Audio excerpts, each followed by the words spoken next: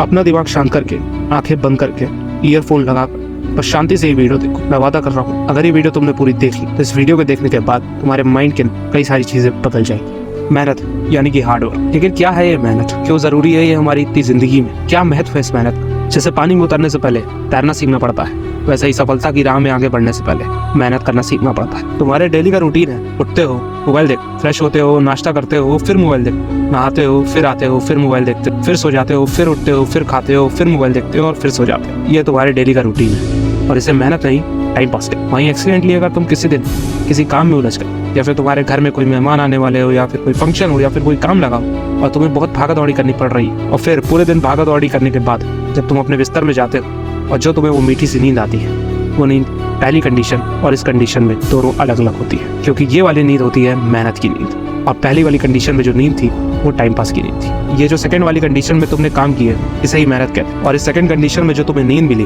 वो इतनी सुकून भरी होती है जो कि तुमने कभी ना कभी अपनी जिंदगी में एक्सपीरियंस करी हो। और वहीं फर्स्ट कंडीशन में जो तुमने किया उसे टाइम पास कहते हैं। और उस कंडीशन में जो तुम्हें नींद आई वो कभी अजीब थॉट्स, कभी बेचैनी के साथ आती होगी, और ये चीज़ भी तुमने एक्सपीरियंस करी।